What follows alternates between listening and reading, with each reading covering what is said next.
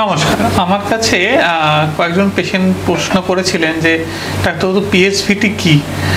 পিএসভিটি অর্থাৎ প্যারাক্সিসমল supraventricular tachycardia, অর্থাৎ এই ধরনের পেশেন্টের লক্ষণ কি হয়ে থাকে। জেনারেলি আমরা দেখি ইয়ং পেশেন্ট, সবসময় বলছি না, অনেক সময় ইয়ং থেকে শুরু করে প্রাপ্তবয়স্ক পেশেন্ট অবধি হঠাৎ করে বুক ধরফরের লক্ষণ দেখা যায়। হঠাৎ করে শুরু হলো বুক ধরফর, ভীষণ বুক ধরফর করছে, একটু ঘাম হচ্ছে, আবার 10 মিনিট 15 মিনিট 20 মিনিট আধ ঘন্টা পর নিজে থেকেই হঠাৎ করে বন্ধ হয়ে গেল। কারোর ক্ষেত্রে তো আবার নিজে থেকে বন্ধ হয় না, হসপিটালে নিয়ে যেতে হয়, কিছু একটা ইঞ্জেকশন দিতে হয়, তারপরে জিনিসটা ঠিক হয়। আবার কয়েক মাস কোনো সমস্যা নেই, আবার জিনিসটা হয়তো হলো। তো এই ধরনের জিনিসটা আমরা ইসিজি থেকে অনেক সময় বুঝতে পারি, যেটাকে আমরা ডাক্তারি ভাষায় বলি প্যারাক্সিসমল সুপ্রাভেন্ট্রিকুলার ট্যাকিকার্ডিয়া। কি হয় জেনারেলি আমাদের হার্টে, আমাদের এসএ নোড বা হার্টের ওপরের অলিন্দ থেকে যে তারগুলো নিলয়ে যাচ্ছে, ইলেকট্রিক্যাল যে সাপ্লাই লাইনগুলো আছে, সেখানে একটা এভি নোড বা অ্যাট্রিওভেন্ট্রিকুলার নোড বলে একটা জায়গা আছে, যে জায়গা থেকে অ্যাট্রিয়াম বা অলিন্দের ইলেকট্রিক্যাল রিদমটা নিলয়ে ট্রান্সমিট করে।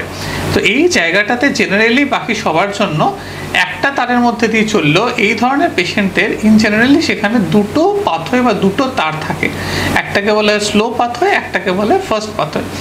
কোনোভাবে কিছু ক্ষেত্রে অনেক সময় ফার্স্ট এবং স্লো পাথওয়ে দুটোই একসাথে কাজ করা শুরু করে দিলে একটা ইলেকট্রিক্যাল শর্ট সার্কিট তৈরি হয় এভি নোডের মধ্যে, এবং ইলেকট্রিক্যাল শর্ট সার্কিট তৈরি হলে সেখানে হার্টটা ভীষণভাবে একই জায়গার মধ্যে ওই ইলেকট্রিক্যাল ইম্পালসটা ঘুরতে থাকে এবং হার্টটা ভীষণভাবে জোরে চলতে থাকে।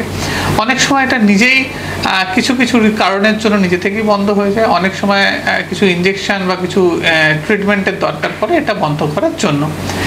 এছাড়াও এভি নোডের এই শর্ট সার্কিটটা ছাড়াও আরও কিছু সময় দেখা যায় যে আমাদের হার্টে অ্যাক্সেসরি পাথওয়েজ থাকে। অ্যাক্সেসরি পাথওয়েজ অর্থাৎ অলিন্দ থেকে নিলয়ে আসার যেটা স্বাভাবিক রাস্তা, সেই রাস্তা ছাড়াও একটা শর্টকাট রাস্তা থাকে। অনেক সময় এই রাস্তাগুলো পিএসভিটি করার জন্য দায়ী থাকে। এবং এর চিকিৎসা কি?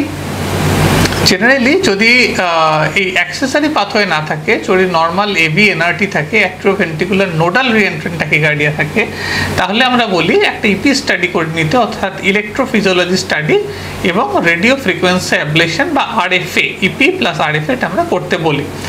এখন অনেকেই প্রশ্ন করেন যে ডাক্তারবাবু ওষুধ খেয়ে চললে কি হবে না? আমার তো খুব কম হয়, 6 মাসে 9 মাসে 1 বছরে একবার করে হয়, তাতে কি আমার অপারেশনটা করতেই হবে?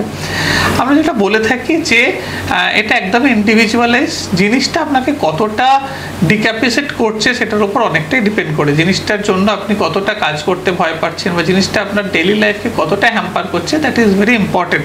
কারোর যদি খুব ইরেগুলার হয়, ভীষণ ইনফ্রিকুয়েন্টলি হয়, এবং সেই হওয়ার সময় তো তার খুব ভীষণ কষ্ট কিছু হয় না, শুধু বুক ধরফর করা ছাড়া, অনেক সময় আমরা একটা ওষুধ দিয়েও সেটা ফ্রিকোয়েন্সিটা আরও কমাতে পারি। তবে এটা বলতে পারি যে ওষুধ দিয়ে কিন্তু রোগটা সারানো যায় না, আমরা শুধুমাত্র ফ্রিকোয়েন্সি কমাতে পারি, এবং অনেক ক্ষেত্রে ওষুধটা প্রপার কাজ করে না, সেক্ষেত্রে E P plus radio frequency ablation করতেই হয়।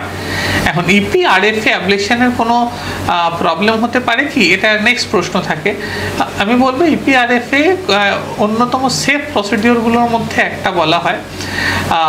ইপিআরএফের কমপ্লিকেশনসগুলোর মধ্যে যেটা হতে পারে সেটা হচ্ছে একটা হার্ট ব্লক হয়ে একটা পেসমেকারের দরকার পড়তে পারে, তবে সেটা ইটস ভেরি রেয়ার, এটা একদমই নর্মাল নয়। এছাড়া অনেক সময় একবার ইপিআরএফএ করলে সেটা ফেল হতে পারে, অর্থাৎ আবার পিএসভিটিটা রিকার করতে পারে, সেক্ষেত্রে কিন্তু 1 বার 2 বার 3 বার ইপিআরএফএ অ্যাবলেশন করতে হতে পারে।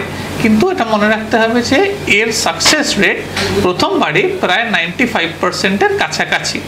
সুতরাং আপনার সমস্যা বুঝে আপনি ডাক্তারবাবুর কাছে যান, তিনি নিশ্চয়ই আপনার সমস্যা দেখে আপনার ইন্ডিভিজুয়ালাইজ করে আপনাকে কোন চিকিৎসাটা দরকার সেটা বলে দেবেন।